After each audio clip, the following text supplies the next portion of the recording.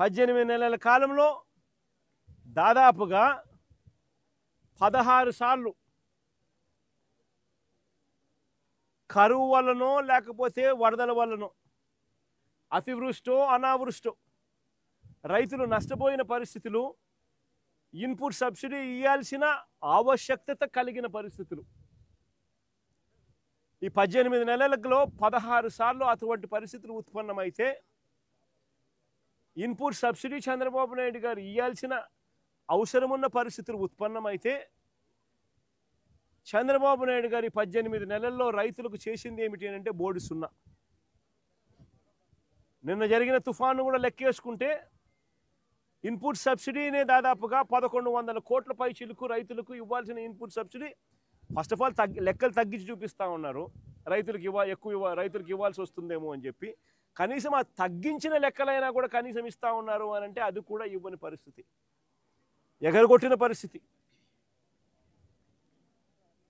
రైతులకు ఒక హక్కుగా ఇటువంటి విపత్కర పరిస్థితులు ఏదైనా వచ్చినప్పుడు, కరువులు వచ్చినా, వరదలు వచ్చినా, ఇంకొకటి వచ్చినా ఒకవైపున ఇన్పుట్ సబ్సిడీ ఇవ్వాల్సింది ఎగరగొడతా ఉన్నారు.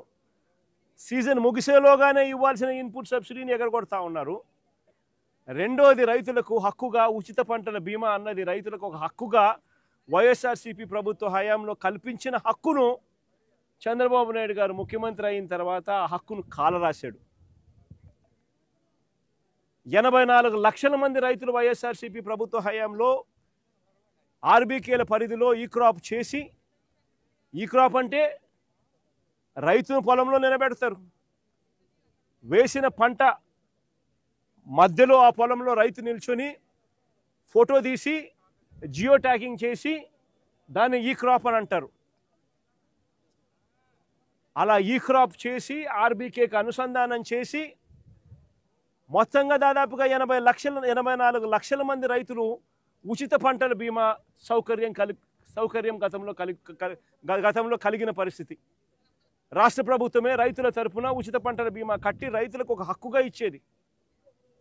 అలా కట్టడం వల్ల రైతులకు 5 సంవత్సరాలలో దాదాపుగా 7,400 కోట్ల రూపాయలు ఉచిత పంటల బీమా ద్వారా రైతులకు మేలు జరిగిన పరిస్థితులు గతంలో వైఎస్ఆర్సీపీ ప్రభుత్వం. అలాంటి ఉచిత పంటల బీమాను చంద్రబాబు నాయుడు గారు తీసేసినాడు, రద్దు చేసేసినాడు.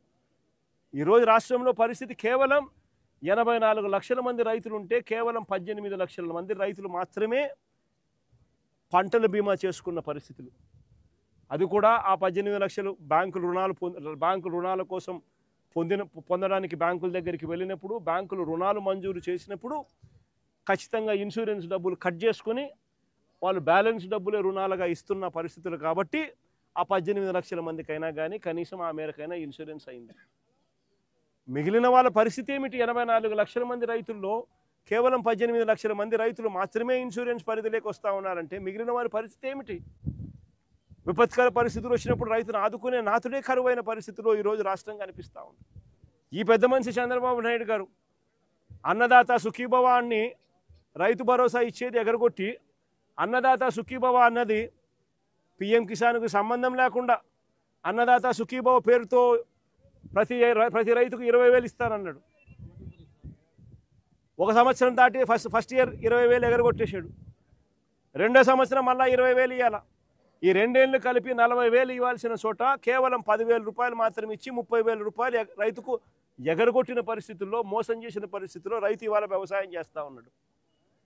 సో రైతులకు పెట్టుబడికి డబ్బులు లేవు, ఉచిత పంటల బీమా లేదు, ఇన్పుట్ సబ్సిడీ రాదు, పెట్టుబడి ఖర్చులు యూరియా సైతం బ్లాక్లో కొనుక్కోవాల్సిన అధ్వానమైన పరిస్థితుల్లో పెట్టుబడి ఖర్చులు పెరుగుతూ ఉన్న పరిస్థితులు. ఇవన్నీ ఒకవైపున ఉంటే మరోవైపున దళారీల పాలు చేస్తూ చంద్రబాబు నాయుడు గారు దళారీలతో కుమ్మక్కై రైతుల బ్రతుకులు అగమ్యగోచరంగా మార్చాడు. ఏ పంటకు చంద్రబాబు నాయుడు గారి హయాంలో గిట్టుబాటు ధర రాని పరిస్థితి. చంద్రబాబు నాయుడు గారి హయాంలో ఏ పంటకు కూడా గిట్టుబాటు ధర రాని పరిస్థితి. గత ఏడాది ధాన్యం, కందులు, మినుములు, పెసలు, సజ్జలు, మిర్చి, పొగాకు, ఉల్లి, టొమాటో, కొక్కో, చీని, మామిడి, ఇలా ఏ పంట చూసినా గత సంవత్సరం రైతులకు గిట్టుబాటు ధరలు రాని పరిస్థితి అయితే, ఈ ఏడాది మళ్ళీ ధాన్యంతో సహా అరటి, మొక్కజొన్న, పత్తి, కొబ్బరి, వేరుశెనగ, ఇలా ఏ పంటకు కూడా మళ్ళీ ఈ సంవత్సరం కూడా గిట్టుబాటు ధరలు రాని పరిస్థితి. గతంలో ఇలాంటి పరిస్థితి ఎప్పుడూ లేదు. ఆర్బీకే పరిధిలో ఈ క్రాప్ చేసి, జియో ట్యాగింగ్ చేసి, ఈ క్రాప్ చేసి ఆర్బీకే పరిధిలో ఒక పోస్టర్ పెట్టేవాళ్ళం వైఎస్ఆర్సీపీ ప్రభుత్వ హయాంలో. ఈ పంటలకు గిట్టుబాటు ధరలు, ఈ ధరల కన్నా తక్కువ రేటుకి ఎప్పుడైనా ఈ ఆర్బీకే పరిధిలో రేటు పడిపోతే వెంటనే అక్కడ ఆర్బీకే పరిధిలో వెంటనే యాక్టివిటీ స్టార్ట్ అయ్యేది. వెంటనే ఆర్బీకే పరిధిలో సీఎం యాప్ అని బటన్ నొక్కేవాళ్ళు, continuous monitoring of agricultural price and procurement అని. వెంటనే జాయింట్ కలెక్టర్ రియాక్ట్ అయ్యేవాడు. జాయింట్ ఆర్బీకేల పరిధిలో ఇటువంటి పరిస్థితి ఎక్కడైనా ఉత్పన్నమైనప్పుడు వెంటనే తాను ఇంటర్వ్యూన్ అయిపోయి కొనుగోలు చేసే బాధ్యత జాయింట్ కలెక్టర్ మీద ఉండేది. అలా కొనుగోలు చేయకపోతే, రైతుకు తోడుగా నిలబడకపోతే జాయింట్ కలెక్టర్ తోలు తీసేవాళ్ళం అప్పట్లో మేము. 7,740 కోట్ల రూపాయలు అక్షరాల వైఎస్ఆర్సీపీ ప్రభుత్వ హయాంలో పంటల కొనుగోలు కోసం వెచ్చించిన సొమ్ము. పంటల కొనుగోలు కోసం అక్షరాల 7,746 కోట్ల రూపాయలు. ఏ పంటకు గిట్టుబాటు ధర రాని పరిస్థితి ఉన్నా కూడా వెంటనే అప్పటికప్పుడు రియాక్ట్ అయిపోయి అప్పటికప్పుడు పంటలు కొనుగోలు చేసేదానికోసం. కోవిడ్ సమయంలో కూడా రైతును వదిలేకుండా ఆదుకున్న పరిస్థితులు మా ప్రభుత్వంలో జరిగాయి. ఈరోజు ఒక్కసారి గమనించమని అడుగుతా ఉన్న రాష్ట్రంలో ఈరోజు పరిస్థితులు ఎలా ఉన్నాయని చెప్పి. ఈరోజు అరటి కంటికి ముందు కనిపిస్తూ ఉంది. పోయి పంట చూస్తే ఒకసారి బాధాకరమైన విషయం.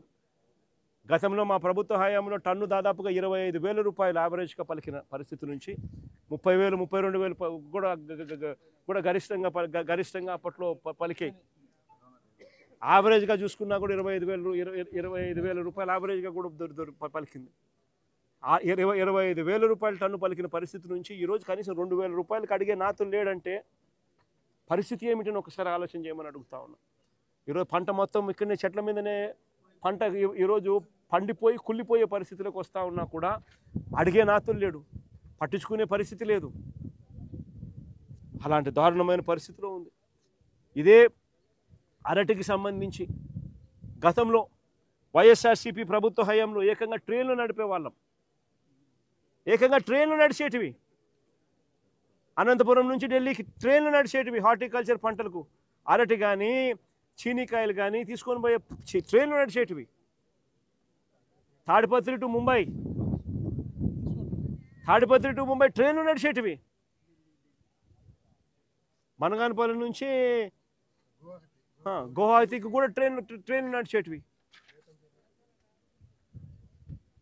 ఏకంగా 23,000 టన్నులు చంద్రబాబు నాయుడు దిగిపోయే నాటికి ఎక్స్పోర్ట్స్ ఉంటే, అరటి ఎక్స్పోర్ట్స్ ఉంటే, వైఎస్ఆర్సీపీ ప్రభుత్వ హయాంలో ఏకంగా 3 లక్షల టన్నులకు అరటి ఎక్స్పోర్ట్స్ తీసుకొని పోగలిగాం. ప్రతి అడుగులోనూ కూడా రైతుకు, ప్రతి అంశంలోనూ రైతును చేయి పట్టుకొని నడిపిస్తూ ఆర్బీకే పరిధిలో తోడుగా ఉంటూ continuous monitoring of agricultural price and produce ద్వారా ఆర్బీకేల పరిధిలో ఏ రైతుకు కూడా రేటు తగ్గిన పరిస్థితి ఎక్కడా కూడా రాకుండా మార్కెట్లో కాంపిటీషన్ క్రియేట్ చేస్తూ కొనుగోలు చేస్తూ రైతును ఆదుకుంటూ నిలబెట్టిన ప్రభుత్వం వైఎస్ఆర్సీపీ ప్రభుత్వం. సెంట్రల్ గవర్నమెంట్ అవార్డ్స్ ఏకంగా రాష్ట్ర ప్రభుత్వం బనానా కల్టివేషన్కు సంబంధించి ఏకంగా వైఎస్ఆర్సీపీ ప్రభుత్వ హయాంలో ఏకంగా అవార్డులు పొందినాం. Banana export promotion award 2020, the best state in banana award 2022 వంటి అవార్డులు సెంట్రల్ గవర్నమెంట్ దగ్గర నుంచి రాష్ట్ర ప్రభుత్వం అవార్డులు పొందింది.